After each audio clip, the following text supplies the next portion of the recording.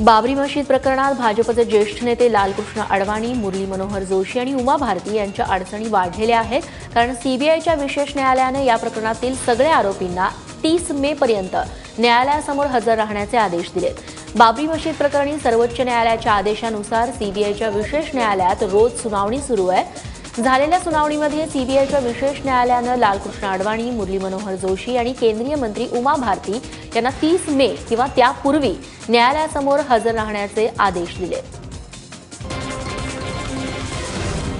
बंदुकीच्या धाकावर लग्न करण्यास भाग पाडलेली भारतीय नागरिक उज्मा पाकिस्तानातून आता भारतात परतली आहे। भारतात परत आल्यावरती तिनं सुषमा स्वराज, परराष्ट्र मंत्री सुषमा स्वराज यांची भेट घेतली।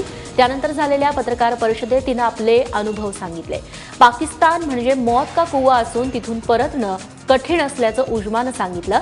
या प्रकरणी भारतीय दूतावास आणि परराष्ट्र मंत्री सुषमा स्वराज यांनी केलेली मदत खूप मोलाची असल्याचंही तिनं म्हटलं। तर भारतीय दूतावास हा भारतीय नागरिकांच्या मदतीसाठीच असल्याचं सुषमा स्वराज यांनी यावेळी पुन्हा एकदा सांगितलं।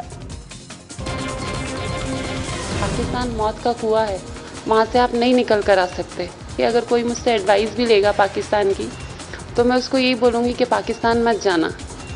पाकिस्तान में तो आदमी भी शायद सेफ नहीं है, औरत को मैं क्या बोलूँ।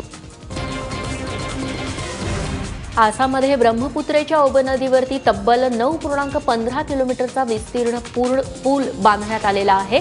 आज पंतप्रधान नरेंद्र मोदी यांच्या उपस्थितीत या पुलाचं लोकार्पण होणार आहे। आसाममधल्या ढोला आणि अरुणाचल प्रदेशमधल्या सदिया यांना जोडणारा हा पूल पूर्वोत्तर राज्यांसाठी जणू दळणवळण क्रांतीच ठरणार आहे। सध्या या दोन ठिकाणांचं अंतर पार करण्यासाठी तब्बल 6 तासांचा प्रवास करावा लागतो, तो आता फक्त 1 तासावर येणार आहे। शिवाय 165 किलोमीटरचं अंतरही वाचणार आहे, ज्यामुळे दिवसाला 10 लाख रुपयांचं इंधन वाचेल असा सरकारचा दावा आहे। याचा सगळ्यात मोठा फायदा भारतीय लष्कराला होणार आहे।